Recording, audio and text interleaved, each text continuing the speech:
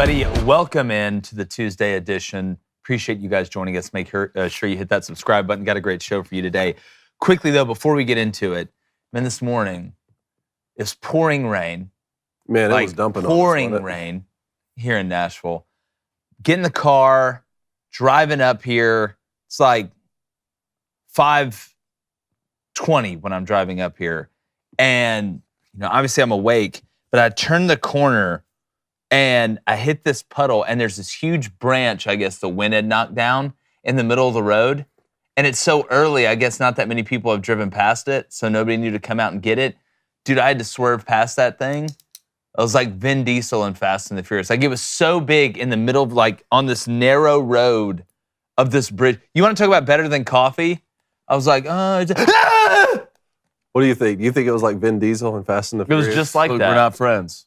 All right, him and that branch, family. Yeah, no, literally, it woke me up so unbelievably quick. It's like that adrenaline shot, but I didn't hit it. Didn't hit it in my 4Runner either. Pretty excited about it. We're excited. You're here. You're safe. Thanks, man. Yeah. I was hoping you'd say that. Yeah. The Nuggets knock out LeBron James and the Lakers in 5 games.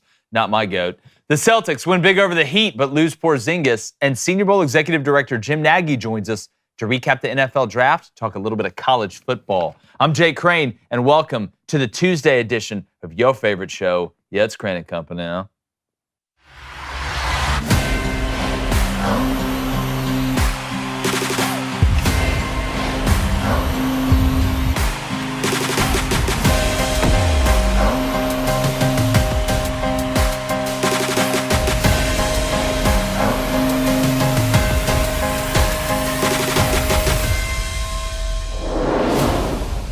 Now, we're going to blink twice, and it's going to be August. I can't wait.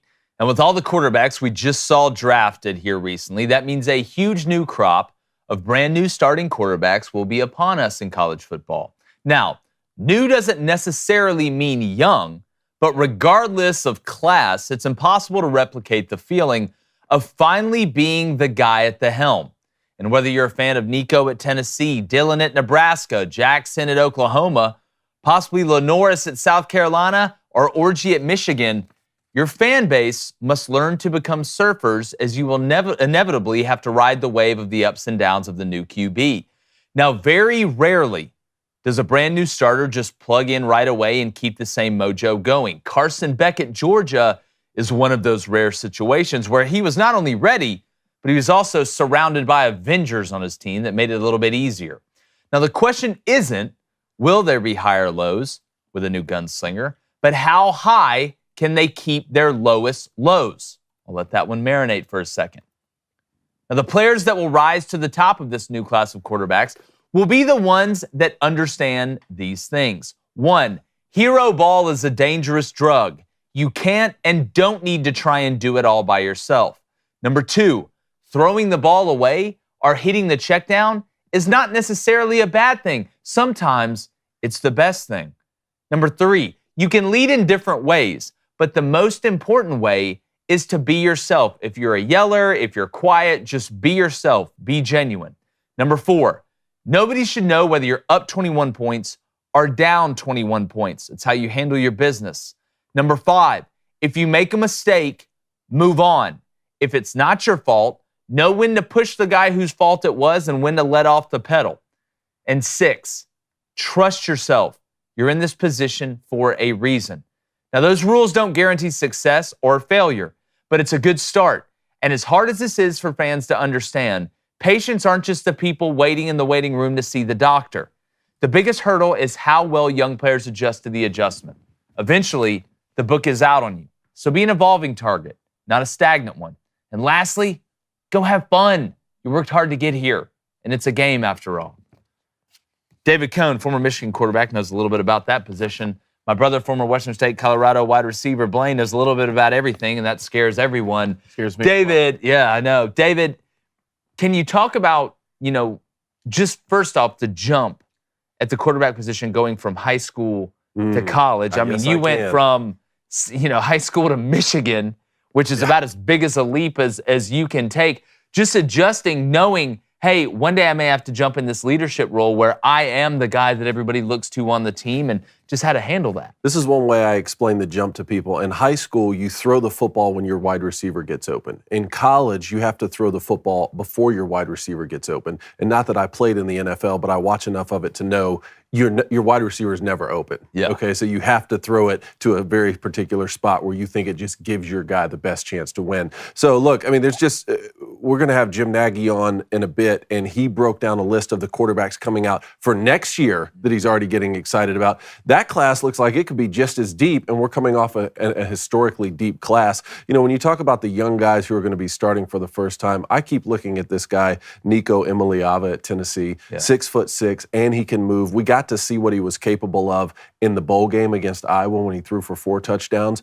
One thing I wanted to point out here, and a large part of this, why I'm so excited to watch him, is, you know, Josh Heupel's system at Tennessee, what he's been able to build. I just wanted to break down some numbers here. This is Hendon Hooker's 2 seasons before he left Virginia Tech. He threw for 2,894 yards, 22 touchdowns, and 7 interceptions. That's over 2 seasons. In his 2 seasons that he started under Josh Heupel at Tennessee, he threw for 6,000 yards, 58 touchdowns, 5 interceptions, and that last season where he got injured, he had a 70% completion percentage.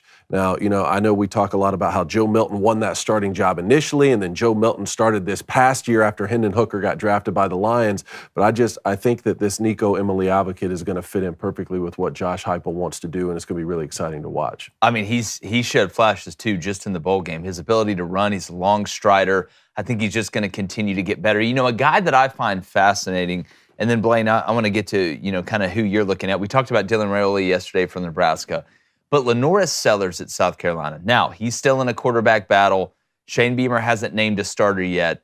But this, first off, this is a really big kid. I mean, him and DJ Lagway are both big guys. He played in a couple games last year, played in 3, I believe, got some garbage time. But, you know, we talked about Joe Milton just having a big arm, not being a nuanced thrower. I watched this guy. He won the MVP of the spring game. And I know the spring game, like Shane Beamer said, it doesn't necessarily mean you're going to be the starter. But he's big. He's got incredible feel as a passer. Intermediate throws, short throws, deep throws. He's got the whole bag. You can see it. He knows when to throw the fastball. He knows when to throw the curveball. Like I said, he's big and he can run. I think him, and I hope South Carolina fans, and I think Shane Beamer is going to end up getting South Carolina where everybody, you know, in that fan base wants. If they can be patient with him, I think he has a chance to be a very, very, very high caliber player. And I like the way that he handles himself out there. It doesn't look too fast for him. He looks like he's prepared to go in there and take the job. And his overall physicality and the way he's able to threaten you from a versatility standpoint, I really like the future for Lenoris Sellers in South Carolina. I think he eventually wins the job this year, if not before the season, a couple games in possibly. But I'm really, really excited to see Lenoris in South Carolina. I agree. I'm excited to watch South Carolina football this year. It's going to be a big year for Beamer. Yeah. Really big year for Beamer. And you look at these quarterbacks, obviously you look at Nico first.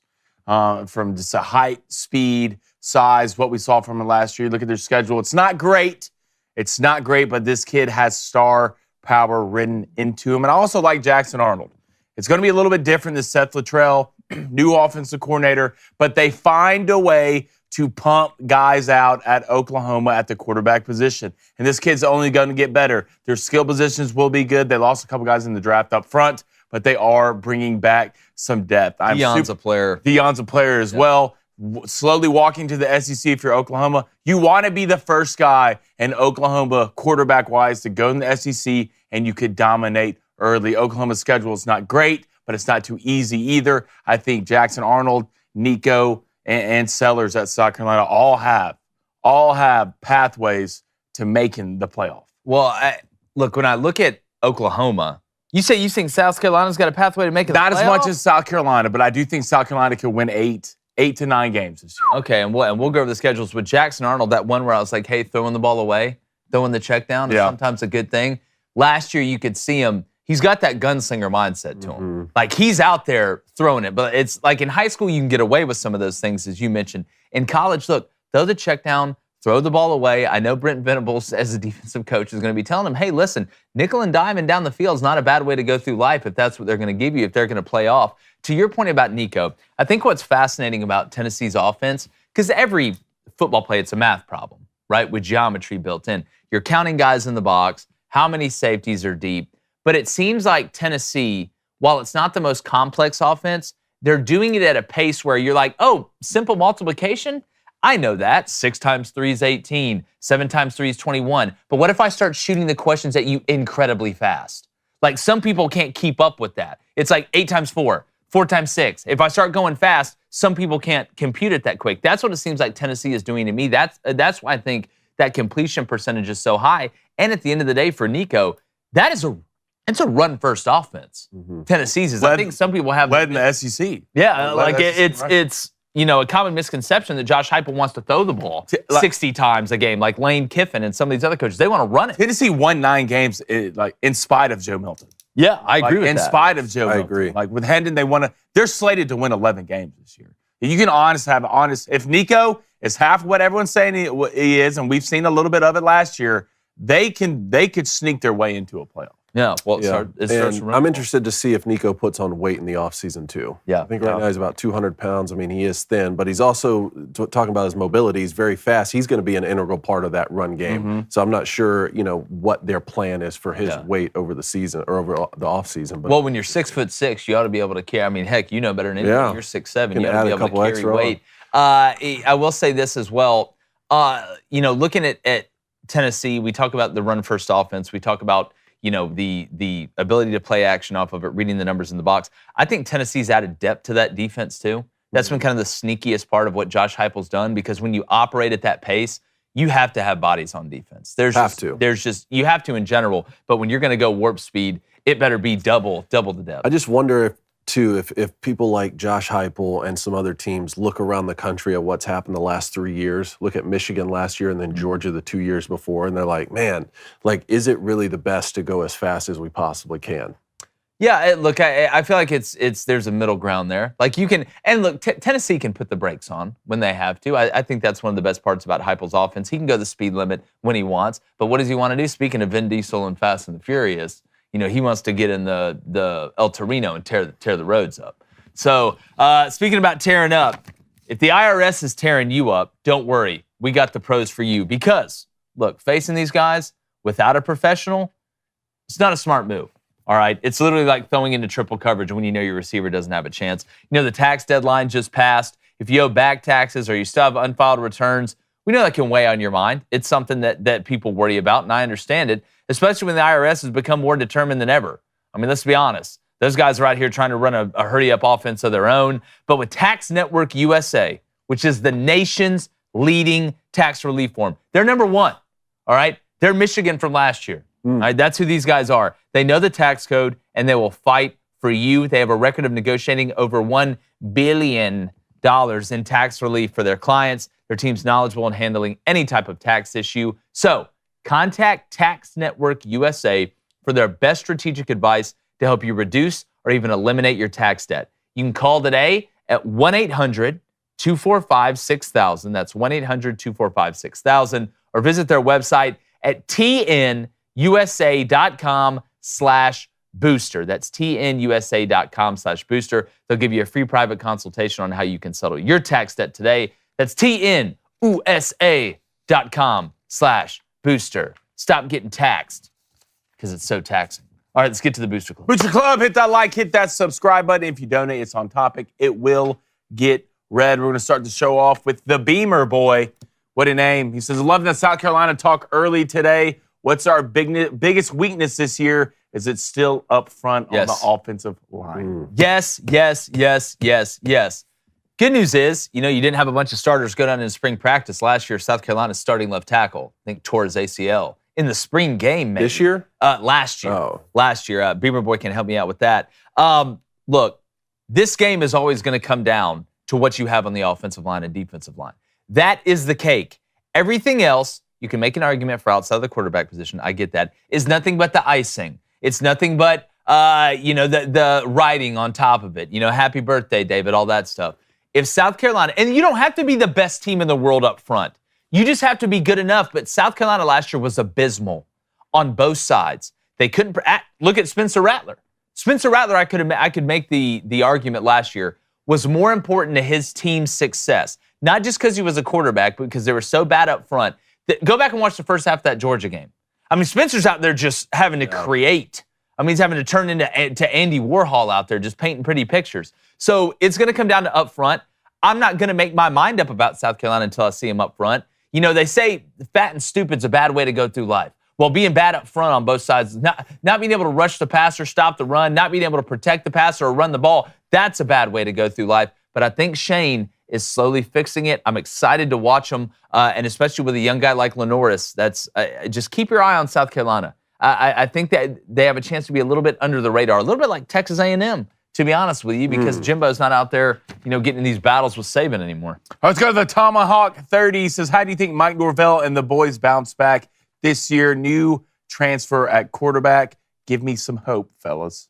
Look, I'm going to trust Mike Norvell at the end of the day. Look, he's proven to me. We say all the time on this show, if you show me who you are enough, I'm going to believe you. I think the way he handled being left out of the playoff last year because Jordan Travis got hurt was very classy. Better than the way I would have acted. I would have made myself look like a fool.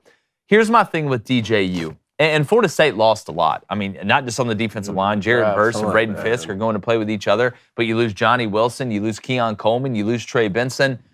Here's my worry with Florida State. And by worry, I mean, I don't see them winning less than 9 games, I think. I think 9-3 with DJU is very realistic. And again, Florida State fans, we have a big Florida State following. We love you guys. Shout out to the Renegade Report, Jen Knoll, TJ Pittenger, everybody out there. But I'm going to tell you what I really think. And I know this offense will be a lot different. This will be a more hammerhead, heavy-headed offense, downhill, let's run the ball. I think you're going to see them utilize DJU's legs a lot more than what some people think because, to me, he is Joe Milton, zero sugar. That's who he is. I don't think he's a nuanced passer. I don't think he can consistently make the routine throws routine. Now, that's not saying he can't make any throws, right? I don't think he has the arm that Joe Milton has. Not many people on this planet do. But he has the same struggles from making the routine throws and the consistent throws. That's what I think is going to hinder them a little bit offensively. But as far as team balance, Florida State's very talented. And one of the biggest things, and this is why I laugh at people who make fun of Florida State for having all those opt-outs when they got screwed out of the playoffs, and they say, oh, Florida State's got a bad culture. Florida State's got a bad culture. Bullshit. You took in all these transfers and went undefeated. You know how hard that is to do? To take in guys that have already played from other places that don't know each other and put them together and be able to go on a run. Not only that, but win your last 2 games on the road at your rival, or against your rival in Florida, and then an ACC championship game with the third-string quarterback, and you still do it. I think their culture is one of the best, but I do think DJU hinders them a little bit offensively. I think it'll be a good year, but you're not replicating last year. No, but we've come a long way from saying, well, is Mike Norvell on the hot seat a couple seasons ago? And, do you think Florida State could possibly go hire Deion Sanders to what we saw last year? Which, to your point, like this melting pot, getting guys out of the transfer portal to even be able to go undefeated. It's incredible. Really, have to be able to say, hey, we should have made the college football playoff was truly incredible. But I agree with you. I mean, how are you going to replicate that when, to me, you've downgraded at the quarterback position? Half your starting defensive line is going to be playing for the Rams next year. That's true. I mean, Keon Coleman was one of my favorite wide receivers coming out. Again, the Bills moving back twice and still snagged him. I think he's going to be an absolute star in Buffalo. I mean, what you were talking about with running DJU more, I think that's good enough to beat over half the teams on this schedule. Agreed. But I'm looking like Georgia Tech in the opener. Brent Key, like don't pencil in a W before you earn it. You got to get Clemson. You do get them at home though. At Miami this year, with Cam Ward playing quarterback. They've added some pieces in the transfer portal. You're going to go on the road to Notre Dame. Still think Marcus Freeman is on the up and up. Riley Leonard at quarterback. And then obviously Florida. I mean, we've talked a lot about Florida, but hey, don't think that Billy Napier is going to be fighting for his job. They're going to bring it every single week with the schedule they have. And Graham Mertz, I thought, outperformed expectations, including my own last year by leaps and bounds. I mean, Florida was a top 50 offense. I was rewatching Ricky Pearsall's highlights when we did that segment a week ago on him, and then obviously for him to get ready to the draft. And what I kept noticing, his unbelievable catches, but I'm like, man, Graham Mertz is just dotting. Dude, that one shocked me. I don't get shocked very much anymore in college football. The way Graham played last year for Florida, with the way I thought he was when you watched his tape at Wisconsin, I was absolutely shocked, to be honest with you. Blaine, just talk about for a second, and I want to get back to the Boots Club, then we're going to move on. a guy like DJU, we've watched him. We've obviously seen him transfer a couple times. We've watched him throw the ball. We got a good idea of who he is. Outside of, and look, Jason Campbell, you always knew at Auburn could throw the ball. Yeah, and he had that big jump his senior year. We know who he was surrounded by. I just have a hard time, just like with Joe Milton, just like with other guys that we've seen, believing that somehow DJU is going to turn into this nuanced passer that's able to make every throw. Mike Norvell is going to put him in the best spot, but to me, the best spot is running him, moving him, play actioning, RPO, getting downhill, and hopefully getting guys wide open enough off that run game where it makes it easier. Yeah, if you're Florida State, I mean, you need to get back to who you were, and that's playing defense and running the football. I think, if anything, you look at the depth that Florida State had on defense, not only from up front on the defensive line standpoint, but had one of the best secondary rooms in college football. And it wasn't close. DJU's not going to win you all the games. You just don't need him to lose you all the games. That's the trouble you get in. And people don't remember Jordan Travis, talking about a leap in a year. All right, Jordan Travis took a huge leap. Jordan Travis is just a gamer. Jordan Travis is just good at being a quarterback, and he'll grow. You'll see him at the Jets, but I do think you know the ceiling with DJU. You didn't know the ceiling with Jordan Travis. I agree with that. We want to know, what young quarterback are you the most excited to see? Obviously, you got Arch Manning at Texas, but that's Quinn's job. That's Quinn's job until it's not. All right, we're going to get back to the Booster Club. Hit that subscribe button. The phone lines are going to open 7:15 a.m. Central. It's 1-855-236-3228. We're going to get to you right after we talk to Senior Executive of the Senior Bowl, one of the best guys in the business, Jim Nagy. But, David, the Lakers. All right, we got a bunch to get to. Let's get to it. LeBron James put up 30 points last night, had 11 assists, 9 rebounds. I mean, the guy's playing as good as he can possibly play. But the Lakers did lose, and they're headed home after 5 games against the Nuggets. Jamal Murray, the Laker killer. Yeah. I mean, you hit the shot over Anthony Davis to beat him. You begged the coach to play. This is why I like Jamal Murray. And don't forget, Jamal Murray missed, a whole season? Right? Did an injury? Tore his ACL. Tore his ACL. Begged the coach to let him play in this game. And this is what happens. Some people just got that dog in them. This is why I'll always be a Jamal Murray fan. Let's go and play this clip real quick. Just tied up here. Yeah, give me that. I want the shot. Send them home. Some guys want the ball at the end of the game. Multiple times in this series. I'm telling you, hit the ball at me. Run the ball at me on 4th and 1. Those are the type guys that win championships. Those type guys right there. So, look, LeBron did a lot. I'm not going to sit up here and bash LeBron. I think he did about as much as he possibly could do. The off-the-court stuff, it's just basketball, it doesn't matter, but yet you make it seem like it matters more than it doesn't. The Nuggets, I'm just telling you, I'm not picking against them. I'm just not doing it. I had a buddy that said he thinks the champion's going to come out of the Thunder Timberwolves series. I'm not picking. Jokic wasn't the leading scorer. Go look at that. Aaron Gordon, I think, had 7. Everybody else had double digits. Yeah, but it seems like the whole team steps up every single night, and that's how you win a championship. Well, they step up at the right moments. If you look down the 7 minutes left in that game, Michael Porter Jr. hit a huge shot. Yeah. Caldwell Pope hit a huge shot. Both of them threes in the clutch time. And look, they still can't figure it out. The NBA still can't figure out how you stop Jokic and Jamal Murray. How do you? Pick and roll. It's impossible to stop. You poison their breakfast? If you've watched this series, I don't think the Nuggets have played great. I don't think so. I don't think they've played their best basketball yet, which is deathly terrifying. Jokic, he was bullying Anthony Davis, and Anthony Davis is not a child. All right, he's a 7-foot wingspan alien, pulled him out of the Amazon somewhere, but no one can figure out. They play defense, they get rebounds, they hustle. The way they are built with Jokic, the unathletic, slow, super athletic MVP, no one knows how to stop it. Yeah, they found him in 7-footer island. I think the T-Wolves Nuggets series could be interesting, just with the double big height. Yeah. And Anthony Edwards just at this point can just take over games, right, and take over a series. So I think that'll at least make it interesting. I do still think we're headed for a Denver-Boston finals matchup, which would be the most fascinating. But as for the Lakers, I mean, LeBron can't be playing at this level and retire after this season, right? He's coming back.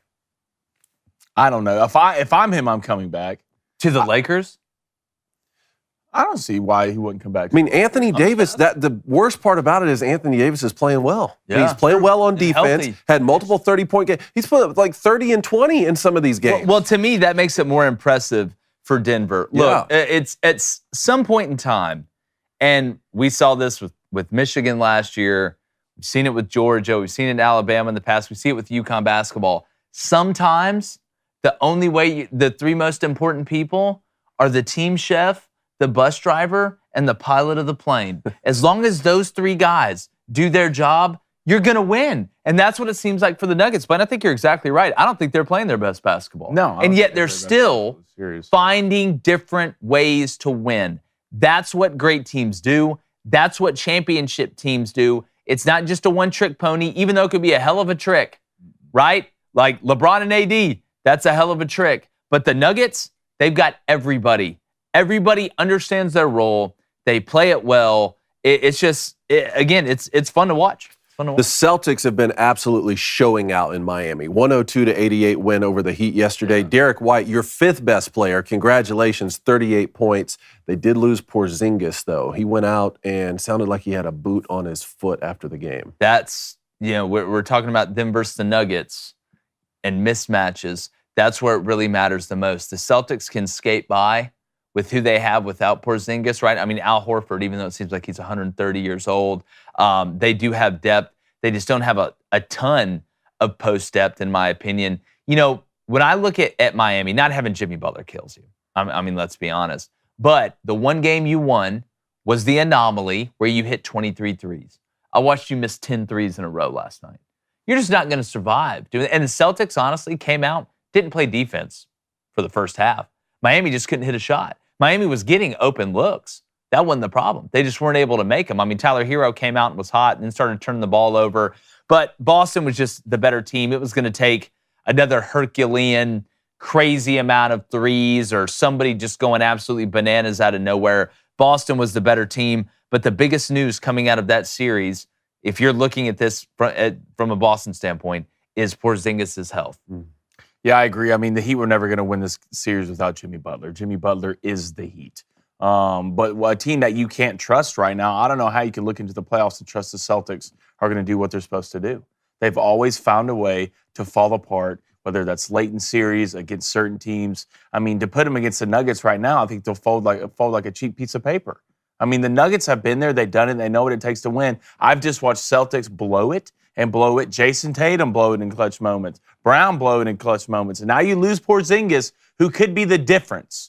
Against this Nuggets team. If it's just the three, if it's just Jason Tatum, Brown, and whoever, I don't trust the Celtics to win a series against the Nuggets. There's a part of me that's been feeling like with this Celtics team so far this postseason that, yes, well, that's true of every team until they've won it. Oh, you hadn't won it, or you folded in the biggest moments, and it has been true of them, and we've spotlighted that, especially that series against Golden State. Well, that's what we said about Michigan, too, getting there and not getting over the hump. And it deservingly so, is what I've been saying. I think the injury to Porzingis, like an actual thing that affects them on the court with mismatches, is going to play a bigger role, depending on how long he's out. Well, I mean, I believe they have the Knicks next round. Well, if they win, and the Knicks are on tonight. So then we'll see if the Knicks can close out Philly tonight. But I'm sitting here watching that Knicks team, and I still think the Celtics can get by New York, who I feel like is almost playing with house money now. But I look at Jalen Brunson. You talk about another team. A group that's playing as a team. I mean, without Mitchell Robinson going and just bullying the Sixers in Philly. Now, don't forget, Jalen Brunson played at Villanova. So I think there's a little bit of extra, little bit of extra there with him going back home and dropping a 47-piece with Cajun fries the other night after scoring 39 the night before. But look, man, there's some good matchups, some really good matchups. All right, let's keep it rolling here. NHL, Panthers close out the series last night over Tampa Bay, 6-1. Sounds a lot worse than it really was. It was 0-0 after the first period. Lightning had 2 goals called back, and Panthers got 2 empty netters at the end. But regardless how you slice it, 4-1 series win over Tampa Bay. Handling business. Said yesterday, how do you react when you go from the hunter to the hunted? And they are the Panthers, so that kind of works out. But they handled it well. You know what killed the Lightning was that first goal where oh boy was in the blue and got it called back. Right, Stamkos talked about before the game, what's the most important thing? Scoring the first goal. Mm-hmm. And to set the tone, they scored that first goal. Everybody's excited. It was a great challenge by the Panthers. And he was in the blue. He wasn't pushed in the blue. Nobody forced him there. You got to get your ass out of there. You got to let the goalie be able to operate and affect the shot. Then all of a sudden, Panthers score, take the lead. Now the game pressure's doubled on the Lightning. They were never able to recover. But, I mean, Las Vegas, man. Damn, dog. Stars stealing one on the road, man. That's the second one, right? Second one in a row. That series is 2-2 right now. Man, it just, I had him in a parlay yesterday. I'm so ready for football season. I'm so sick of this BS, man. all this periphery stuff. But no, I got to give credit to Dallas. I thought they were dead in the water. After those first two. But they go to Vegas, team that's coming off a Stanley Cup, trophy, winning it. It's just hockey, man. Like, if you had that under in the Panthers game yesterday, you were feeling happier than a fat kid in the candy aisle after the first period and a half. Then you look up and it's 6-1. They hung a touchdown up there. Come on. 4 playoff games tonight on the ice. All 4 of these series are 3-1. Maple Leafs, Bruins, Islanders, Canes, Avalanche at the Jets, Preds on the road at the Canucks. Which series get ended tonight? Ooh. I think you can go ahead and pack it up for the Maple Leafs. Agreed. You can pack it up for the Islanders. Agreed. I think the Jets steal one tonight. Agreed. At home. And I think the Preds win. The Preds win. I think the Preds win. Really? One for the Predators. After what happened last game, I think really. Well, we're gonna find out. This will be tough.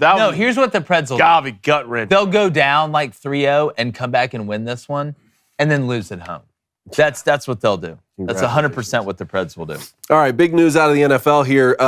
Travis Kelce getting locked down by the Chiefs. 2 years, $34.25 million, so that's $17 million guaranteed. Look, had to do it, right? Yeah. Had to do it. I mean, in my opinion, he's the best tight end ever. I'd take Travis Kelce over Gronk, even though they are a little bit different. Gronk's a better blocker, but give me Travis over Gronk. I mean, you're just trying to keep the... Again, what is a great manager of a band that has been playing for a long time, had a lot of success, a couple platinum records? Hey, man, I just got to keep the drummer, got to keep the bass player. Obviously, you got to keep the lead singer, Pat Mahomes. But, I mean, Travis Kelce's up there just slapping the bass. Just slapping the bass. That's what you got to keep the bass player. That's who Travis Kelce is. I mean, at some point, Patrick Mahomes is going to have to play quarterback for the Chiefs without Travis Kelce. Right? Are we sure? Well, unless the whole trio, and I'm talking about Andy Reid here too, just decides, hey, when Travis is done, we're all done. I don't know. Yeah. I don't know. Bad boys for the life. The production, I mean, we had talked about at the beginning of last year, hey, the production is looking less and less for Travis Kelce, but he was 16 yards away from an 8th straight 1,000-yard receiving season. Remember, he didn't play the opener last year because of injury and didn't play the last game to get ready to prep for the playoffs. So, I mean, down the stretch in the biggest moments that they needed, he was right there catching touchdowns. Yeah. So this upcoming season, and this is a 2-year deal, I mean, $17 million guarantee. He wouldn't have to play both years. But will he play throughout this contract, and how effective will he be? Yes, I'll say yes to the first question, and effective as he always been. I mean, if you're the Chiefs, go look at the skill position for the Chiefs last year, and they did what they did. And what they do to the draft, they added Xavier Worthy. Yeah. So they didn't get worse. Yeah. I promise you that. Look, am I a big Travis Kelce guy? I'm not, but you got to respect what he does on the field. And the guy's an absolute savage. I'm telling you, him and Patrick Mahomes is. If you ever seen the movie Avatar, all right, when they get on the back of him and they put those things together, touch their hair together, and they link mentally. These guys have been linked. They're mind-mouthing their entire career. Yeah. Travis knows how to sit in zone. He knows when it's man. He knows when the play breaks, where Patrick needs him to be at certain moments. That's the only thing you know how to do when you get it done on the field. So, I mean, Travis Kelce, look, vaccinated. Is he a sellout? For sure. We all know that. But damn it, he can run some routes and catch some football. Will the relationship with Taylor Swift stand the test of this 2-year contract here? I mean, look at her track record, her whole albums. It's like song 1, Trevor. Song 2, Noah. Song 3, it's Todd. Or whatever. Todd. No, I mean, no. Oh, do I think Todd. Taylor Swift and Travis Kelce are going to get married? Listen, I hope they're happy. I hope they're genuinely together. I hope they do get married. It's great. Have a bunch of football players that can sing. I don't care. Put an a cappella group together that's also out there winning 7-on-7 tournaments. The Tone Rangers? Huh? No, Here Comes Treble. Oh, yeah, that one. Well, not to be outdone, Jason Kelce headed to Monday Night Countdown. Good. He signed a contract yesterday, too. It's a good time to be a Kelce brother. Good. Yeah, look, Jason Kelce, you know, him and his brother are different. There's obviously some similarities. I'm a big Jason Kelce guy. Centers. Again, you put a gun to my head, you say, Jake, go in the football field house. You need somebody that can go out there and make a clutch play and also do your taxes correctly. I'm going straight to the offensive line room, and I'm finding the center. If you had to ask me, like, look, there's some people over there that got nice new shades on, brand, Tommy Hilfiger this. You go hang out with them, or you can go kick it with a guy next to the DJ with the Nacho Libre mask on, chugging beers. You know where I'm going. That's exactly. I'm going Nacho Libre every time. All right, a couple other things here. Do we have the video of the Georgia pitcher? Dude. I think it's clip 7. Yeah, the Georgia pitcher. Play this because I want to know what's going on here. Okay. Yeah, let's go. This is against Texas A&M. They're in the bullpen, and the fans are filming him. He's going into the corner. At first, when I saw this, I thought maybe he was getting like a shot of Fireball or like one of those pine tar on mini bar alcohol things. No, he's putting something, maybe pine tar. I can't see it from here, on his glove over there while he's in the bullpen. And the fans caught him doing it. And apparently, allegedly, this isn't the first time something's gone down. He's rubbing it on his glove. Like you can see where he's putting it. And then when he goes out to pitch, in between pitches, what is he doing? Rubbing that spot on his glove. Listen, I'm not saying the water boy's a cheater, all right? But there is no South Lachitula High School in Southeast Louisiana. I don't think people realize how much this actually happens. Like, it happens a lot more than mostly, like, if you really stop, whether it's college or MLB, stop and look at the pitcher. Somewhere on his body, on his glove, on his pants, there's pine tar or Vaseline spray, or something. Vaseline, there's something, all right? Unless, these guys are getting physicals before the game. No one's going to find out, especially as good as science is getting. We're using steroids, a.k.a. ringworm cream at shortstop. Genius. That's not illegal. The pitchers will find a way. I think it should be okay. You think it should be okay? I think you should have pine tar, whatever the hell you want out there. On the ball? On the ball, yeah. And on the bat. Put it on the Let's bat. make it So that means, put it on the helmet. Hey, so let me ask you this. So you'd be fine then if somebody in basketball, right, makes a shot, one of their players catches the ball under the basket that's going on defense, and he rubs stuff all over the basketball and then gives it to the other team to throw it in? Well, the stuff that goes on the ball, like pine tar on the ball, that doesn't affect how it makes contact with the bat, right? It's just for more spin rotation. It depends on what you're putting on there. It changes, obviously the physics of the ball. You can get more bite on things like that. It doesn't like turn the ball into like a rag. Like one of those flubber. rag balls you it's not going to like stick to your hand. No, but it gives you an unfair advantage. So what if the batter gets to put pine tar on his bat? You can put it up to a certain That's what I'm saying, point. the whole thing. The whole thing. Pine tar the whole bat. Why would you want to pine tar your whole body? Huh? Pine tar your whole body? And then pine tar. Well, if it's an advantage for the pitcher, then you put it on the bat, even Steven. That's not, I see what you're trying to do, but that's not remotely how that works. So my question here is, first of all, what if it was just something worse and he can't even say? Yeah, what if I was over there doing cocaine, but I can't I can't. I'm in a. He's injecting heroin. Like, we don't care if you put some on that damn ball. Just don't put the heroin on the baseball. Put the needle away.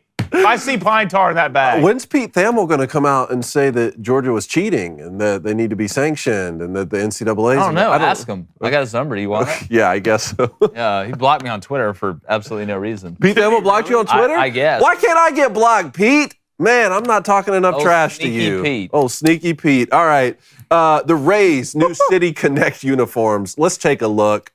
Take a look at the New City Connect uniforms here. You don't like them? Dude, I wanted to hate these. I wanted to hate them. Those are pretty sick. I wanted to hate them so bad. But they're pretty dope. Y'all look like y'all at some chick who thinks she's a DJ. Hold on. But she really just goes to the bar and puts her iPod on shuffle.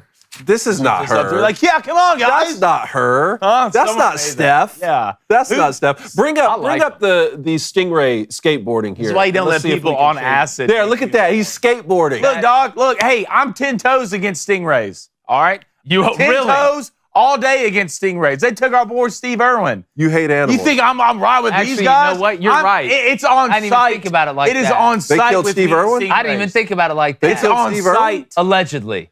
It's on site. In the water, on land. You can catch it anywhere. Actually, I didn't even think about it. I'll never forgive y'all. They're trying to gain sympathy with the I'll never forgive y'all, dog. I'll never do it. If I ever see a Stingray at the bank, are you declaring at the war? McDonald's drive-thru, it's on site. Are you declaring war on Stingrays right now? Since the day they took Steve, it's been war. Pastor Troy.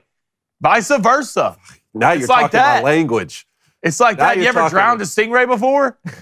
I don't know if you can, but we're going to find out. So what would you say is a bigger problem in society right now, the stingrays or Stingrays. the ant war? See, the ant war is not a problem in society. All right, those are War two is always great a problem in legions. society, Blaine. Two great legions going at each other. There's There's no honor in fighting anymore. The versatility of the show. We just went from talking about cheating in baseball to the ant wars. There's no honor in The fighting. question of our times, man. Yeah. Stingrays or ant war? Look, somebody's got to carry the boats. I don't know. Also, what's up with this Gonster drink? Are you talking about the Guinness and Monster one? I don't know. I don't know. I know nothing about it except for Skylar was telling us. Yeah, there's a picture. that looks absolutely horrible. Apparently, people are chugging wow. this. I want absolutely no part. Oh, it's a mixture of Guinness and Monster? You guys Yeah. gotta try it for sure. That's just like look like Yeah, whatever. you are, Justine. The It's next about time you Fine. try something. that looks like the next guy who's gonna fight Spider-Man drinks that, right? That looks like the thing you drink before the doctor said, yeah, you had a heart attack. Like you Yeah. drink that, then you kill Peter Parker's grandpa. No, that's like what you drink after you had the heart attack to bring you back to life. That's what turns you into a ghoul on Fallout. Yeah. I'm doing this afterwards just to see. All right. Well, let's get this next guy we're bringing on. I got to give him his flowers. Give him to him. All right. The Senior Bowl is, in my opinion, you know how in high school, if you take those college prep courses, Yeah. like you have credits that are already there when you go into college, like you're ahead of everybody. That's what the Senior Bowl has become. And Jim Nagy, a guy that we get to go down and see every week. Yeah, put that helmet out there, David, right there. That beautiful Reese's, not Reese's, Reese's Senior Bowl helmet. Jim Nagy. Jim, first off, I want to say congratulations on another fantastic year, man. We were down there. You guys absolutely killed it. You look at the draft now, juniors are able to come down to the Senior Bowl. I mean, you guys have your finger on the pulse and absolutely destroyed it in the best way possible this year. I just want to give you your flowers as you come on, and we ain't got to talk to you in a while. No, thanks. Thanks, brother. I appreciate it. It's just such a fun weekend, man. I mean, we all get lost in the kind of the entertainment part of it, and we're just as guilty as anyone, or probably more guilty than anyone, for like feeding the draft beast. But we lose sight of the fact that it's the culmination of all these guys, journeys. And, they work so hard and sacrifice, and you got all these coaches along the way that like poured into these players and family members. And to me, that's what draft weekend's all about. Every year we get to that point, it's been hype and hype and hype. And then the draft happens, and I'm like, okay, this is what it's all about. Definitely. I know you guys are already on to next year. I said yesterday, I think you guys are already on to the 2030 class, getting guys committed there to the Senior Bowl. But Jim, just talking about the draft, obviously just happened. I mean, 775,000 people breaking an attendance record at Detroit. I mean, we live streamed the first round. I thought aesthetically, just watching it, on TV, it was incredible. Can you give me one surprise of a guy maybe that went earlier than you thought, maybe a guy that went later? Was there one that jumped out to you? Oh, geez. God, I should be used to answering this question. I haven't been hit with like the surprise early one. I'll say this. I think like the first round came off pretty clean. If I had to say a surprise, maybe Ricky Pearsall sneaking into the end of the first round, which was pretty awesome. The 49ers have stocked their receiver room, all with guys from Mobile. I reminded John Lynch of that after the pick. He didn't even realize that, but really happy for our guy, Ricky. And I know that he'd moved up quite a bit since Mobile. He had a great week there. He went to the combine and crushed it. But to get there in the first round, and now he can say the rest of his life his first round draft pick, that was pretty sweet. Yeah, I mean, we watched him down in the Senior Bowl and we're unbelievably impressed. I mean, David had him as one of his, sneakiest players in the draft, that somebody's going to get a good one that everybody's not looking at right now, but I know he raised his profile. I just thought it'd be round 2. Down there, yeah, down there in Mobile. Well, if you'd have told me Keon Coleman was going after Ricky Pearsall, I'd have put you on the first row to Shutter Island. But that's why those guys have those jobs.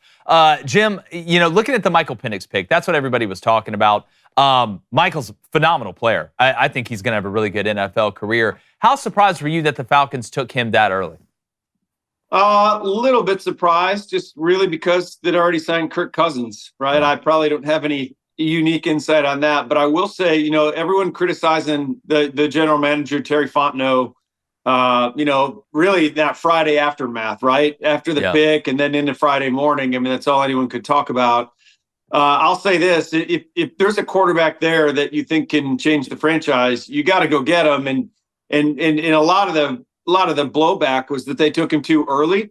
And I just know from talking to people around the league those 2 weeks leading up to the draft that he wasn't getting past the Raiders at 13. Like no matter who you talk to in the league, I'm like, that's how the conversations go. What are you hearing? What are you hearing? Everybody was hearing the Raiders were taking him if he was there. So they really didn't. They took him when they had to. They couldn't, if they really liked him, they couldn't trade back and kind of monkey with that. So it'll be interesting. I think if they, the Falcons maybe were guilty of poor execution, maybe with just the communication with Mike McCartney and Kirk and those guys. But again, we all talk about that it's the most important position in sports, and then very few teams actually put their money where their mouth is and act on that. And now Atlanta's doubled down. They've won a couple years since prime, Matt Ryan's prime, where they have a quarterback that can go out and win games for them, and now they probably feel like they have two of them. So it's a better position than they've been in the last couple of years for sure. For sure. That's how I felt about it. It looked like a misstep in strategy, and it may still have been, but one of those ones that I think will still ultimately pay off. Kind of like when you're playing poker and you go all in and you don't have the best hand or not even close to the best hand, and then 4th Street, 5th Street hits and you end up winning that hand. But, Jim, 6 quarterbacks taken in the first 12 picks. This league is, it's clearly if you don't get that position figured out, you really can't win at the highest level. Caleb Williams, the most dynamic quarterback I thought coming out. Michael Penix Jr. was my favorite thrower. Jaden Daniels, Drake may go into tough situations there with Washington and New England, but hey, that's what happens when you go top 3. You're there to deliver for a franchise. J.J. McCarthy going 10. From our alma mater at Michigan, I thought he would have benefited greatly just from a throwing and accuracy standpoint to return to Michigan for a season. But hey, that goes out the window when you're a top 10 pick and you get a chance to play for Kevin O'Connell. It's going to be awesome there. And then Bo Nix rounding out there with Sean Payton and the Broncos. I thought maybe he would slide to the second round. Not only does he not do that, he gets to go play for an offensive mind in Sean Payton, go play for the Denver Broncos. Those 6 guys there. What are your overall thoughts, and which of these guys has the best chance to be a starting quarterback in the NFL, say, 9-10 years from now? I think history shows they're all not going to pan out, right? And you brought up a couple circumstances with Washington, New England, where they might not be set up. I'll share this story. I golfed with Drake May after the Senior Bowl, and Sam Howell was with us, ironically, and Sam was still with Washington. And just catching up with Sam, he played in the game a couple years ago. And he started every game. And I'm like, well, who's your offensive line, man? Like, I lose track of, who's on these NFL depth charts. I'm so focused on the college game. And he rattled off his 5 offensive linemen. I was like, whoa, man, you played the entire season behind that crew? And I know they picked a couple in the draft. Like, they picked a good one, Brandon Coleman from TCU in the 3rd round. But without protection, we've seen what that's done to some young quarterbacks. So we'll see. And then the Bo Nix thing, you thought he might slide to 2. I think he was Sean Payton's guy all the way. Sounds like I was with some of the Broncos guys at the LSU Pro Day in Baton Rouge. I was like, 6-7 weeks ago. And one of their coaches shared with me, he's like, yeah, I think Sean already has his guy. And you can understand why. I'm not comparing him to Drew Brees in a first ballot Hall of Famer. But when you just break those 2 guys down in where they are similar, there are a lot of similarities between Bo and Drew in terms of just high-end processors, very accurate, win from the pocket, football junkies. We all know that are from the state of Alabama how close, what a great high school coach Bo Nix's dad is, and the guy's just immersed in football. And I think we all know from the outside looking at what Sean Payton is made of. That's Sean Payton's guy. And Russell Wilson clearly wasn't his guy. So now he got his guy to move forward with. And it didn't totally shock me. I was hearing things the Broncos were going to try to trade back and pick up some ammunition and still take Bo. But I think when Penix went 8, they just said, let's get our guy. And again, not monkey around with it too much. Yeah, I was hearing the same thing. I thought when they took Bo Nix at 12, I thought, man, it seems like kind of like they're just taking a quarterback who's available because they feel like they need to. And then in the aftermath, I've been hearing the same thing. No, Sean Payton, like Bo Nix was his guy this entire time. They didn't want the word to get out. Pushing the JJ. Pushing the JJ stuff and just laughing as he kept falling to them. And that's why you didn't see them be aggressive to try and go get Michael Penix. Yeah, well, it's like I said, the two biggest smoke screens in the NFL draft were J.J. McCarthy and Kirk Cousins. Who would have known? But funny enough, J.J. still went before that, though, you know? Yeah, it's no, like, it's not because he fell. It worked out. Which that's what I was worried about, too, a little bit. But, yeah, now he's going to go play for the Vikings and Kevin O'Connell. So best possible situation. It's going to be a great fit, I think. Jim, I want to know a guy you had there, and that's Spencer Rattler, who's at the Senior Bowl. Ended up going in the 5th round. You know, Adam Schefter came out on the TV and said some pro scouts were worried about his attitude down the stretch. We all remember the Netflix series. You spent some time around him. How do you think Spencer Rattler has grown from that person back in the day? Yeah, that was a surprise for me. You know, just talking to teams, again, over the last couple of weeks when they were tying things up. And this is with teams that didn't need a quarterback. Like, I don't even ask my buddies about, you know, positions where I know they could be drafted. So I was talking to a lot of teams that were good at QB about, you know, our guys, Nix and Penix and Spencer and Pratt. I really thought that he was going to go on day 2. So for him to get to 5, that was a little surprising. I can't believe any teams would have concerns with Spencer and that Netflix thing. I mean, I'm not going to speak for you guys. I know I'm glad I didn't have cameras on me when I was 17 years old. Me too. I probably would have, you know, said and done some regrettable stuff. He's clearly grown from that, learned from that. Just talking to, you know, Shane Beamer back at SEC Media Days. That's when I met Spencer I guess the second time. I did meet him at Manning Camp last summer. But he's grown a ton, and nothing he did behind the scenes in Mobile would lead me to believe otherwise. I think he's ready.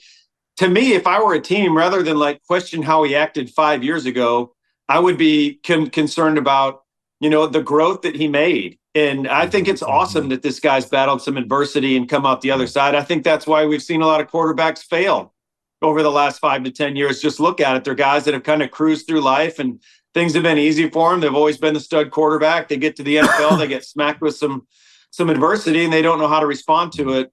So, you know, I see what he went through as a good thing. I mean, think about this. How many kids when they're like 18 and 19 have to be reflective and look in the mirror? Yeah. I mean, there's not a lot of grown men that are in their 30s and 40s and 50s that want to look in the mirror and really face, you know, maybe some flaws in in themselves. And Spencer had to do that at a really young age, man. I give him credit. Yeah. Not many people want to do that, and he had to do it. So, and I think he landed in a great spot. He and I spoke after the draft. I told him, man, I know you wanted to go earlier than that, but it's more important where you go than when you go. Yes. And I think he ended up in a really good spot. Man, yeah, if they had a documentary on me when I was 17, I'd have got it drafted all right, but it had been to the military. Jim, last question for you. Jim Nagy here, Executive Director of the Senior Bowl, does an incredible job. One of our favorite guys to go see, one of the most smoothest and organized events you're going to see down there in Mobile. Jim, last question. This crop of quarterbacks, we just had a huge class go. Looking right now, Carson Beck, is he kind of the top shelf right now that everybody's looking at, or is there a couple other guys that may be ahead of him?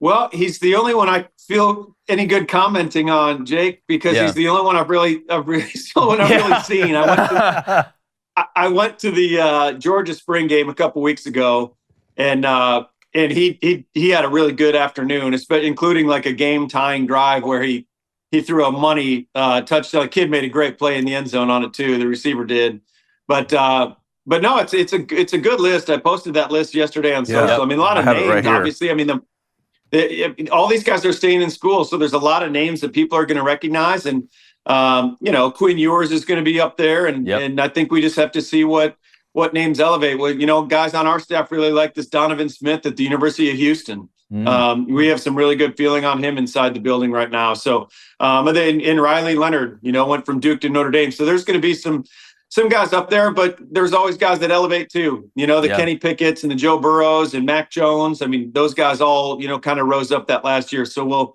we'll see. We're looking forward to learning a whole new bunch of names, man. I am totally behind on this class. I got to get caught up.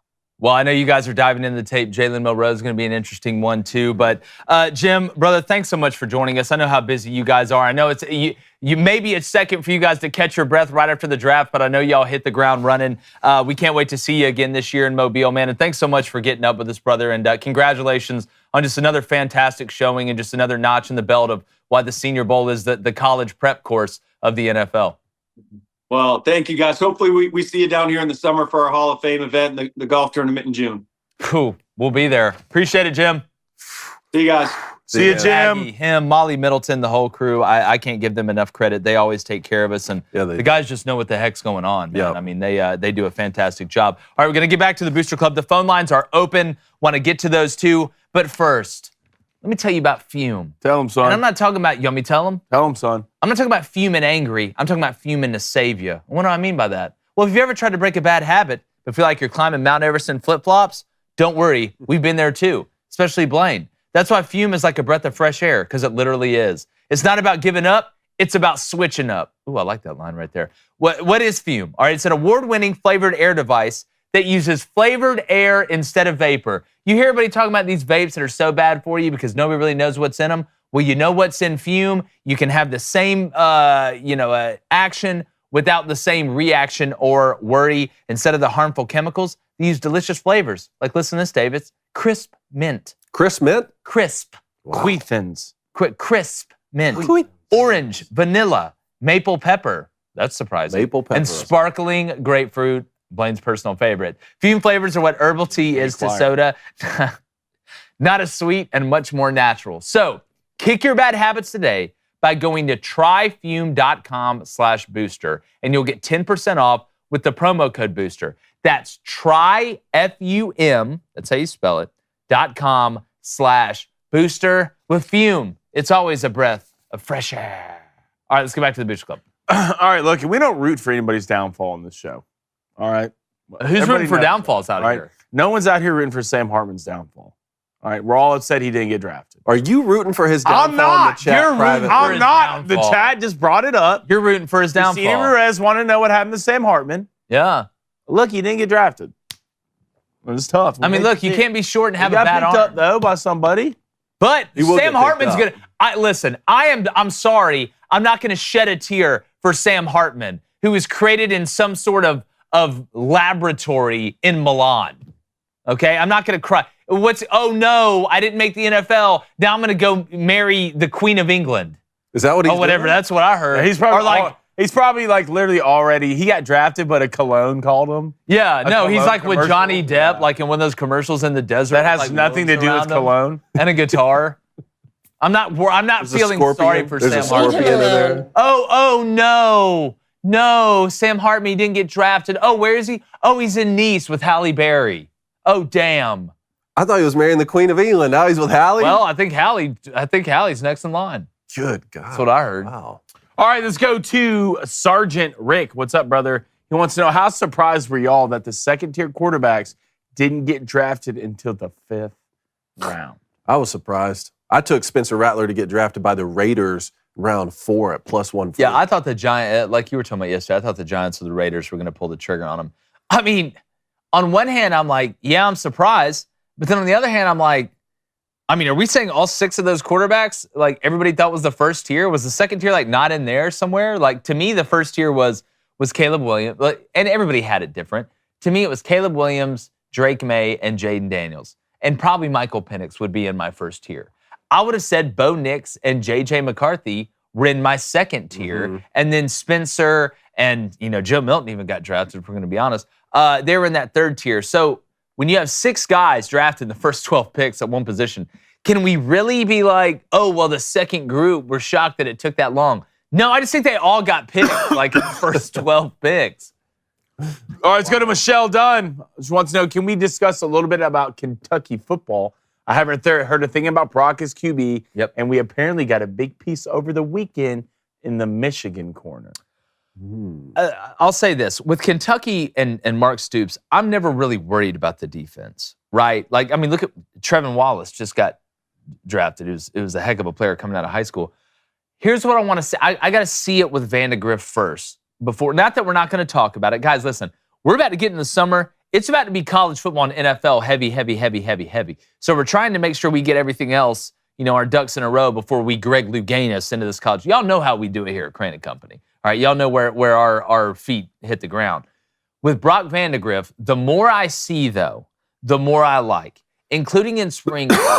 But there's something about that country boy tough ass that Brock Vandegrift's got that I can just, and listen, I know he comes from, I believe his family's pretty well off, which, congratulations. That doesn't mean you're going to be one way or the other. You don't get offered a scholarship to play quarterback at Georgia right now and be able to compete the way he competed without being pretty good. I think he's going to be a huge upgrade at Kentucky, not only from a physical standpoint, right? He's a bigger guy, thicker guy, can do multiple things, but from a leadership standpoint, everything that I have heard from people that I trust that are in that Georgia program, they speak nothing but unbelievably highly of Brock Vandagriff. The question for Kentucky is, outside of the quarterback position, are you going to be good enough on the, wait for it, offensive line, which I think has taken a step back from that, the place that got Kentucky where they were, where we're now looking at them as a legitimate product on the gridiron in the SEC, not just on the basketball court. It's, can that offensive line get back to where Kentucky was? That's going to be the question. The skill pieces around Barron Brown, those guys, they've been good, right? They've got some guys that can do it. It's just up front, are you going to get back to the point where we're like, hey, Kentucky, say what you want, but they're tough as hell up front? That's the question. One other thing here while we're talking about Kentucky, we talked about the Bills getting Keon Coleman and what a great move that ended up being. They also got Ray Davis in the 4th round. Yeah. That's a heck of a pickup at running back. I think his game, he's smaller. Everybody keeps talking about, Blake Corum reminds me of Austin Eckler. Blake Corum reminds me of Austin Eckler. Go watch Ray Davis's tape. He's incredible. Go watch his tape. Oh, boy can ball. Where did Devin Leary end up going? Devin Leary got Was it the Ravens? drafted to, hold on one I second. need to look that up. I'll be interested to see if I saw him when he It went. was the Devin Ravens. State. Ravens. Won. He went to the Ravens. Okay. We'll see. All right, let's go to a $5 donation from James Stallings. Appreciate it, James. Says, look, guys, Jokic was an assist away for a 20-point, 20-rebound, triple-double. It's crazy how good this guy actually is. Yeah, I mean, at this point, it's just, how many is he going to get? Like, it's not, is Jokic going to play well? It's, what am I going to see that I haven't seen before tonight? And that's not just point total or rebound total or assist total.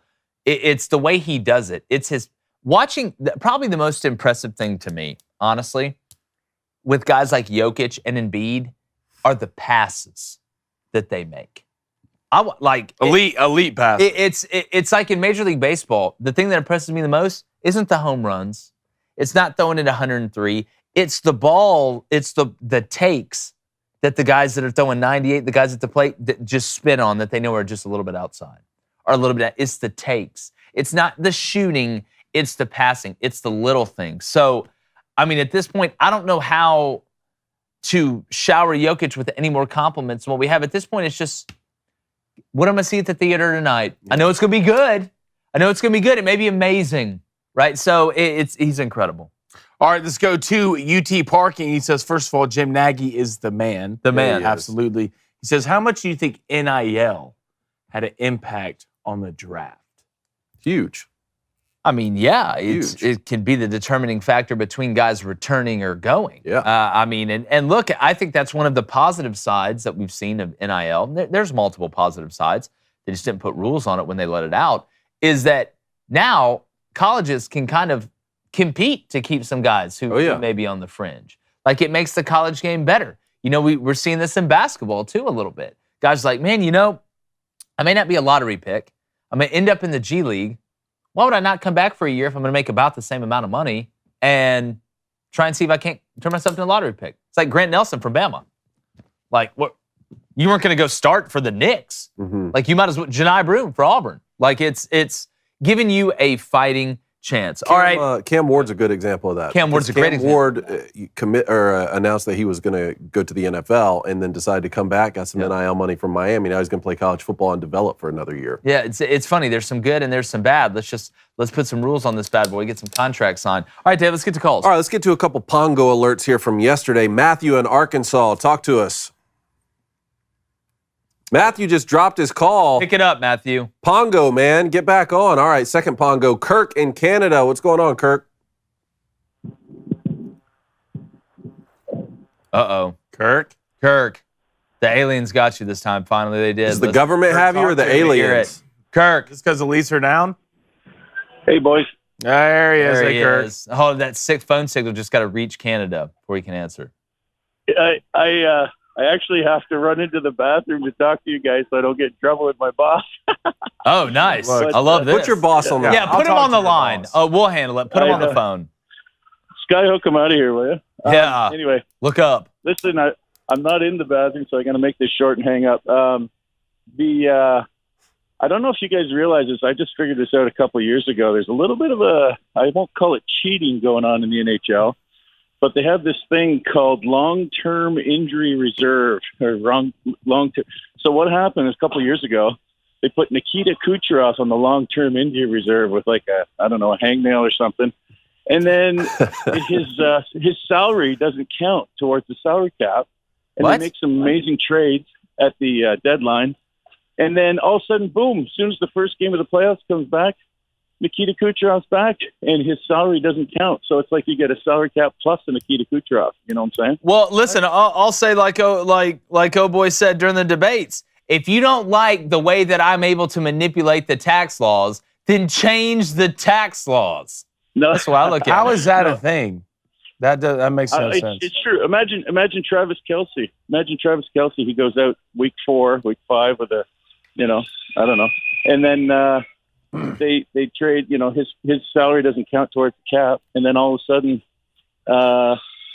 playoffs come and there's Travis Kelce plus a full cap. So, Bro, we'd anyway, have half that's the how team big- on the long injury. There is reserve. no cap then. Yeah, half our team would be. Didn't y'all get kicked out of a dynasty league for what was it again? Reoffering Look, we Reoffering? Allegedly. kicked out. We left on. Yeah, we left on our own day. So you left on your own after they told See you ya, you Kirk. couldn't play. That's debatable, David. That's wild, Well, though. listen, I know it's crazy. Check it out. Long-term injury reserve NHL. It's a scandal.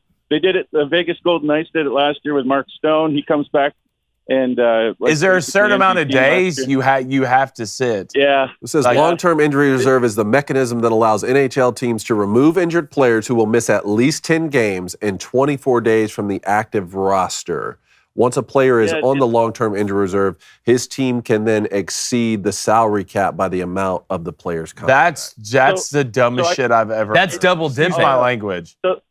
So listen up. I got to go, but listen, check it out. The Vegas Golden Knights did it again this year with the same player, Mark Stone. He comes back first period, first game, scores the first goal. Why would I Vegas not? Golden Yeah. Knights they're going back to the cup. So anyway, I got to run, the guys. Thanks a lot. See you, Hey, Kirk, why great wouldn't call. you just get your 4 best players to sit?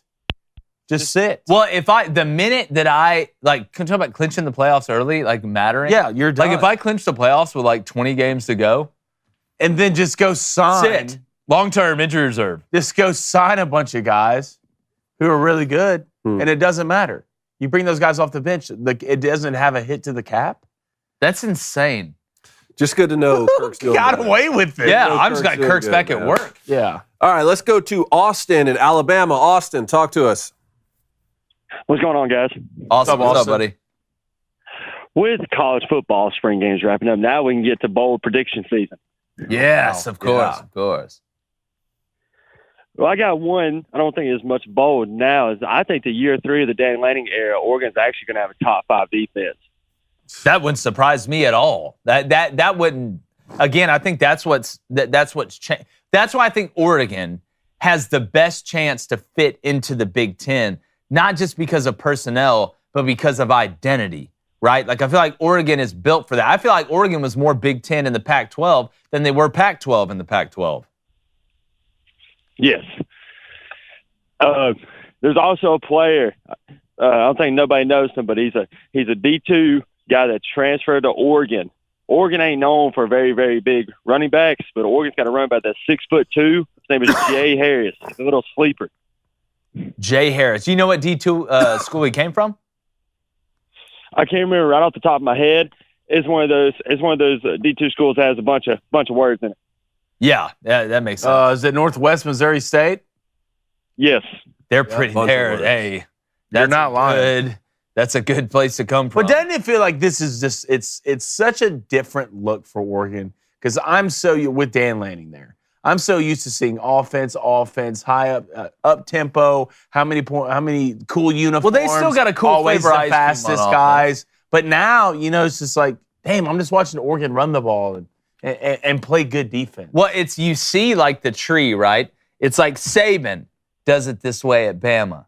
Kirby takes it, does it that way at Georgia. Dan takes it, does it that way at Oregon. Are you seeing the formula here? It's still coming down to, again, we talk about the line of scrimmage, but it's balance. It's balance and physicality. That's what wins. You look at Michigan, same exact formula, basically, if we're going to be honest, right? Now, you get a little more throwing there at Oregon because you had Bo Nix and it was a little bit of a different situation. But I tell you what, man, I would not be shocked at all if it was Oregon and Ohio State there at the end in the Big Ten this year to see who wins it.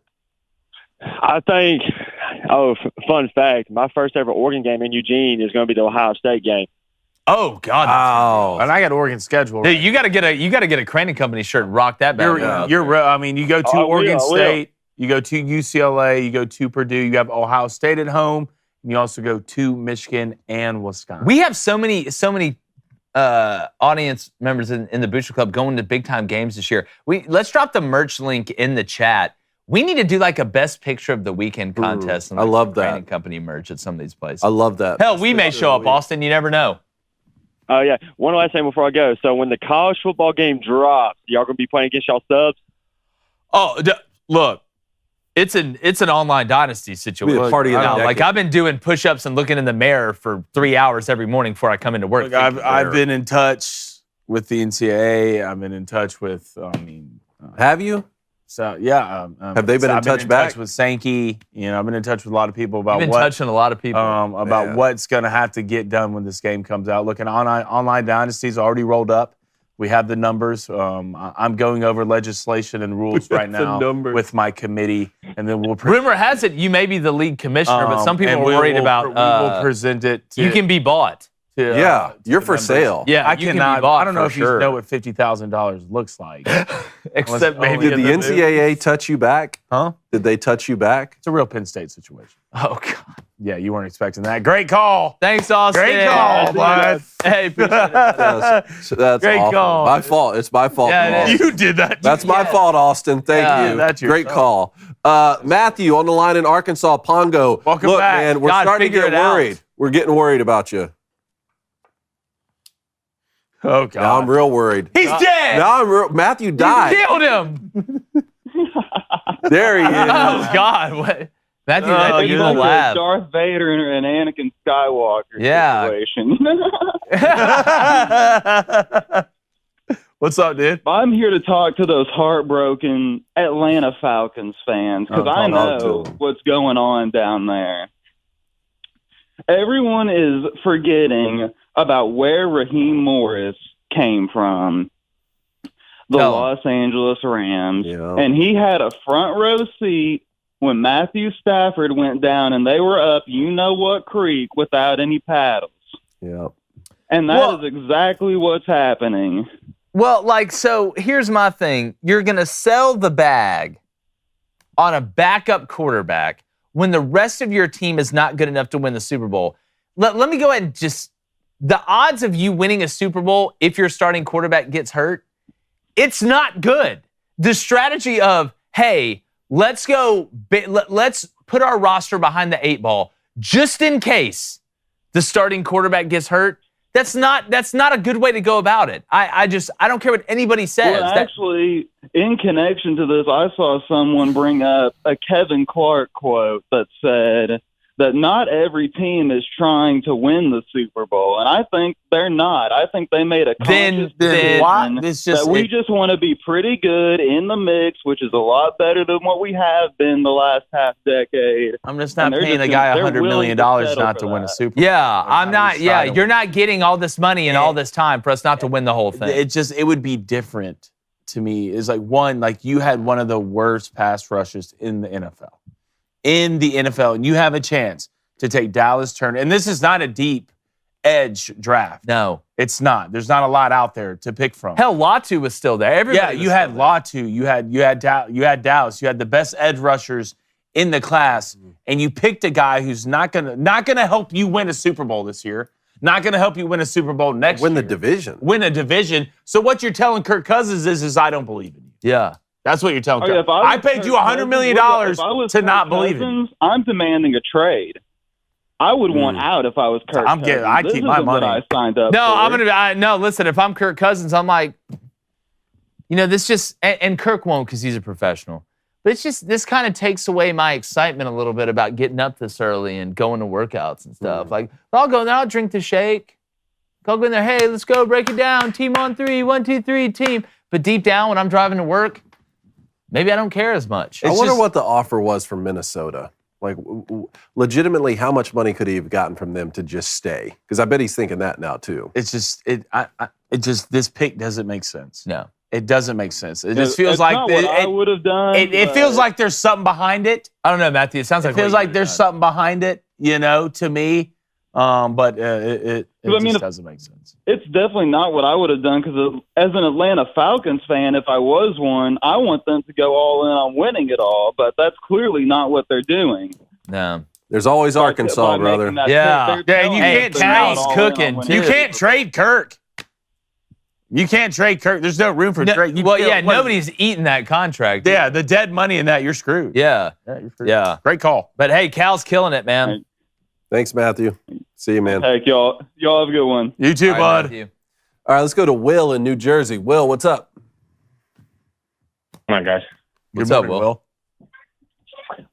So I'm going to do something I'm very uncomfortable doing. I'm going to defend. Don't take your clothes off again and send a picture. Wow. No, defending the not Sixers. that. I'm not going that far this time. I learned. Okay, good. Thanks, Will.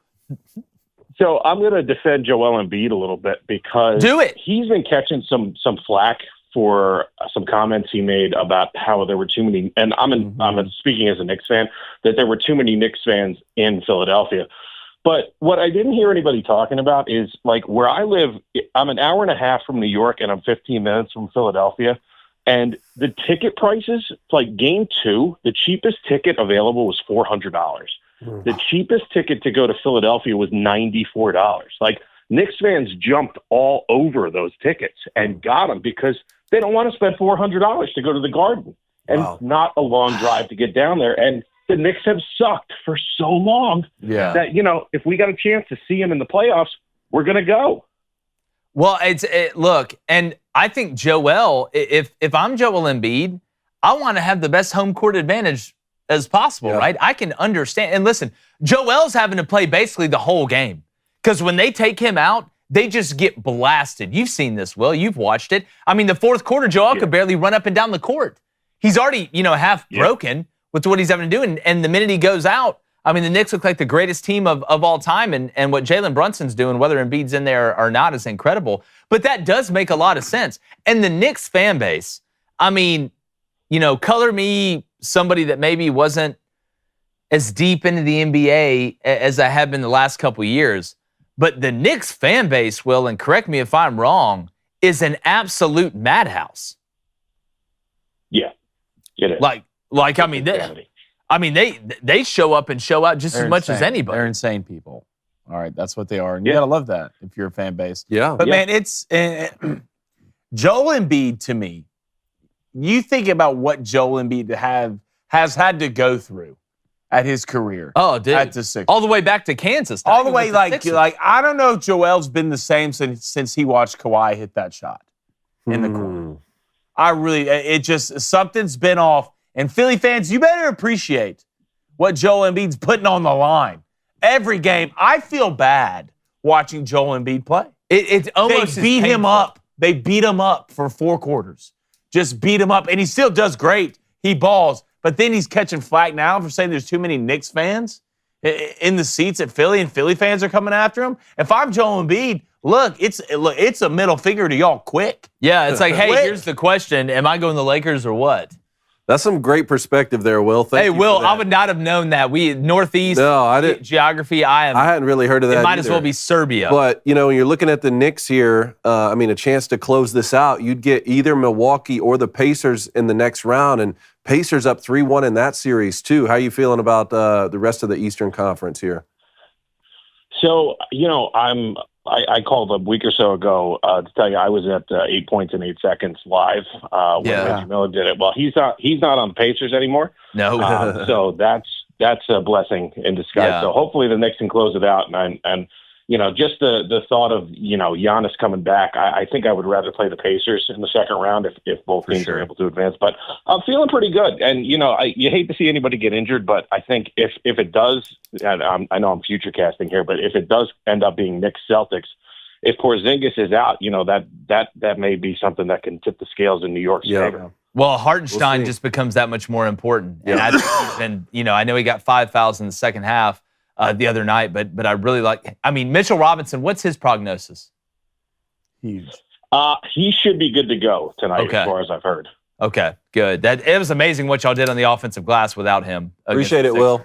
Thanks, man. Great call. All right, I want to try and get to the 3 other callers we have. Quaid in Tennessee. Talk to us, man.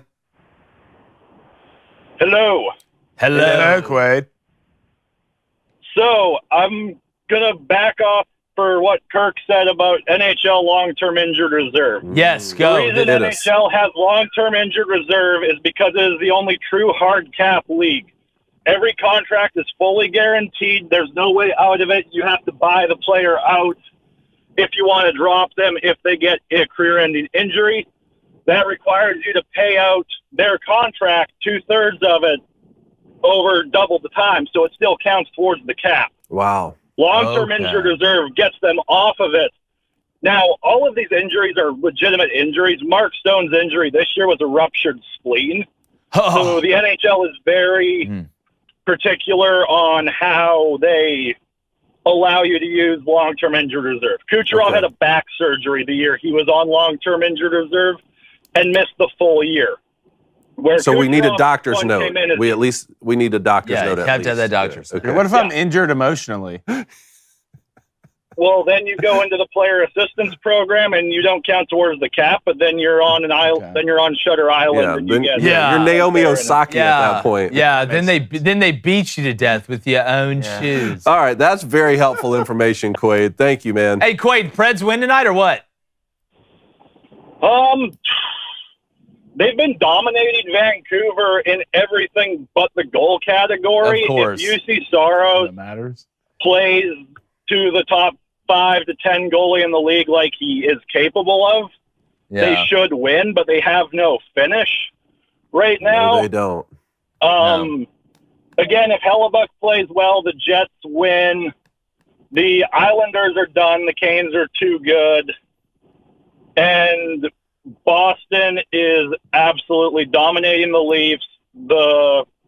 As you guys might say, Mitch Marner, Austin Matthews, John Tavares, they ain't got that dog in them. Yep. Yep. No, man. They couldn't finish if they were from Finland. Appreciate it, Quaid. Thanks, Quaid. Appreciate it, Quaid. Man. Very helpful information. All right, Ethan in Seattle. Ethan, we got 30 seconds, man. What's going on? Hey, I'll make this quick, but I wasn't going to call and ask about Nebraska football until close to the season, but then you mentioned it on the show yesterday, so I had to put my the year. Yeah. First of all, Blaine, we are never in the same conversation as Texas A&M. Here we go. Never. Oh, God. I can't wait. Dude, Because you know what the difference is? You know what the difference is between us and Texas A&M? Is at least we're not preseason top 5 before we go 4-8. That's so true. That's so true. At least, and y'all don't have guys out there in the overalls. Raiola, I'm excited about Dylan Raiola because this upcoming schedule, you went over it yesterday. Yep. There's really, outside of Ohio State, there's no team that really scares me, right? I think we dropped 2 out of Ohio State, USC, Wisconsin, and Iowa. But I think our ceiling could be 10 wins, and then the floor, I think, would be 7, which even that would be kind of disappointing. That sounds right to me, though. That sounds right to me. Exactly. And I'm excited about it because watching Raiola and even the progression of Harvard also was really impressive. I don't know if I've ever seen a quarterback progress that fast in one offseason. I'll give you one. Excites me. I'll give you one, and we brought the team up earlier. I think Haynes King's throwing motion got a lot better last year than it was the year before at A&M. I think that's kind of a little bit of a comp. Yeah. And it's exciting to see some finesse on the passes, seeing some touch on the throws, because really, people forget we had a top 15 defense last year. Yeah. And do you know how hard it is to have a top 15 defense when your offense coughs up the ball so many times in your own territory? Oh, believe me. That is impressive. right? Believe me. So outside of Ohio State, I'm really not scared of any team. Now, clarifying that, I'm not really terrified of Colorado, Wisconsin, Iowa, USC, all these guys. I am kind of terrified about how we play them and if we shoot ourselves in the foot. So remains to be seen, but I'm excited about this upcoming season. I'm excited to watch you guys, Ethan. We're about to start talking a lot of it here soon. You know to stay locked. Nebraska has their guy. Yeah. They have their guy. Yeah. Look, they'll put every egg in this basket. Yeah, And the legacy. All the eggs they Nebraska have. legacy, man. That just the glimmer of hope. The clouds are opening. Golden arm. And it's his face. Yeah. Still in Raiola's face. Yeah. That's who good. it is. All Right right. there with Eric Crouch and We'll see. Tommy Frazier. Yeah. We'll see. Me. All right, appreciate it. Great call, Go man. Big Red, boys. All right, hey, thanks, Ethan. All right, King Don, call in tomorrow, brother. All right, let's talk about the Packers draft tomorrow. King, Thank I want to God. hear what trash talk. Thank God. I can't wait to hear it. Oh, both my legs are asleep. This ought to be an interesting walk. All right. I don't even know if I can win the month, man. What's going to take here to over? Look, we know what this. I hope you hit these. We know what this is. This is just a warm up for football season. That's Nothing when it comes to betting's warm. I'm trying to win. This is a warm I'm trying up. to win now. I'm trying to win every month, every sport. JG Whitworth, man. Yeah. Give me my money I heard you had a now. structured settlement, but you need cash. Yeah, I'm trying to restructure these parlays over here. What you got? I want to restructure everybody that's involved with the Knights. It wasn't going to Anyways. help. The Golden Knights. I'm not calling you the Golden Knights anymore. I'm calling you the Fairy Boys. That's what I'm calling you. Here's what I got I tonight. thought that was going somewhere else. I thought it was. You're not the Golden Knights. correlation with. You're the Fairy Boys. Yeah, you just no sense at all. Running out of bullets. All right. Tonight, parlay, because who gives a crap? Knicks, Cavs, together. Not in a relationship, but on the winning side at plus 144. Then little college baseball super doopity duper parlay. You ready for it? Michigan, UGA, Arizona, Texas, North Carolina, and Southern Miss. You put those all together, you know what you get? A dippity-dappity, dippity-dappity, dippity-dappity plus 811. What do you got, David? All right, I'm up 6 units. I think Blaine is up 13 units. So I've got to make some major parlay plays here to try and take the month on the last day here. So first parlay up. Maple Leafs. Do I believe in them? No, but I just need some dog bets here. So Maple Leafs, Canes, Pacers, and Knicks all parlayed together, win outright. That's plus 722. Wow. So you need the Leafs. Like you need the Leafs bad. I need them to win the game. Okay. Can we show up and just have a little bit of pride? Boston's going to win the series. I'm rooting for you. Huh? No, we'll see. I'm sick Anyway, of winning that one's already lost. That's why I put them first. So I just don't even. So I don't even get show to us the your last big guns, leg. Dave. All right, next one. Nerfies. 3 Nerfies here. Kansas City, Toronto, Cubs, Mets, Phillies, Angels. Okay. All 3 of those. No runs first inning. Plus the Twins win the game outright. That's plus 876. That Twins bet yesterday you had, I saw. God, 1.5. Yeah, they won by 1. See, this is what Blaine does. He's going to tell you about how the bets you almost Jason's a hit. sore loser. No. He's trying to make you feel bad. I'm not. This guy. I know this guy longer than he's known me. Okay. I'm his older brother, right? I've known him his whole life. Yeah. All right. He only knew me, I was already 4 years. I want all I was already to win. serving 4 years when he met me. I just want all else to win. 2-0 yesterday. Motor in. What's your price for flight, David? What's your price for flight? I don't All know right, what that just means. two nothing crazy bets today. We're going Bruins minus 1.5. That is plus 160. But I think these guys show up and take care of business. Hopefully not for David. We'll see. And give me the Rangers money line minus 156. What a better way to finish the month than go for David's favorite team, and that's the Texas. Put him down for the New York Rangers, please. I'm going to put him down for actually Texas's college baseball team. That's what I'm Speaking of why that's my favorite team, though, did you see the Dodgers? They're going to play the Braves and have a police night where they honor law enforcement. Maybe the Dodgers kind of got a message. Maybe they've been Sisterhood watching. of Perpetual Indulgence. That didn't go over well. Yeah. Maybe we should switch it up. Yeah, let's put a bunch of dudes in nun outfits and have them kiss each other before the game. Yeah, it's really not going to work out. I think that's how that scary movie started. All right, let's get to the. And dude, I've heard nothing but you're the one who brought up Baby Reindeer on the show, right? Yes, I've heard nothing but insane things. It's about this show. insane. I'm scared to In watch. a good way or a bad way? Like I'm scared. I don't know. I'm not guilty. Like that's the thing. It's a true story. I didn't realize the guy who it happened to was the main character in the show. He played himself. He played himself? Yeah, I didn't realize act? that till the end. Wow. Dude, I'm telling you, I don't even know a way to explain it. But guys, I got a story. Ooh, I got a story I'm going to tell y'all today. It's going to blow y'all's mind. Anyway, let's get these donuts. All right, $5 donation from Blaine's Bucket Step. Good move. Damn good right there. Jake, you keep talking about putting one of the 1,000-pound sisters in the net in the NHL. Yes. Your boy John Brinkus did this in sports science, and it didn't work. Did he? Back in 2009, yeah, I looked it up. Whoa. I don't Like, well, understand then how it get didn't. somebody. Hey, we can go fatter. That's America. They We put can always two go people in the fatter. goal in sumo suits, and they still got scored on. Did they really? 90% of the goal. No, and we they don't still need got a scored suit. on. I don't need a sumo suit. This isn't a wear I my- need you to go This get isn't a that. wear my super That suit. creates Yeah. mass. That's the whole situation. point. That's, No, well, look, this isn't a church. I'm not trying to create mass. What I'm trying to do is go find the fattest person in America and wedge them inside of a hockey goal. Don't tell me I can't do it when I turn on TLC and I see somebody putting a Chick-fil-A sandwich and a McChicken in a blender, okay, and drinking it. So I'll find the person. I love John Brinkus, but give me 30 minutes and Yeah, I'll I'm gonna find have to- somebody. Yeah, I'm going to have to with all text due John and respect, tell him to I come think on. you're incorrect.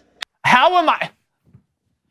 What, I can't get how over am I that. incorrect? I can't get over the. I'm calling John Brinkus right after Here's this the to figure Chick-fil-A this to out. what? McChicken. In a blender. That's it. Man, they did. They put a sumo wrestler in there. No, well, I can We'll find get John better. on the show. Listen, I'll take you to a spot in Kansas where if you wait till after 11 o'clock to Walmart. walk in the super Walmart, Yeah. I'll find you not only one person, I can find you four. I saw a person that was half person, half fish in there Every one time. day's Halloween. Every day's it's Halloween. All right, let's go to a $5 donation from Brian Carter. Says, how about Max Fried? Yeah. Absolutely dialed in, fellas.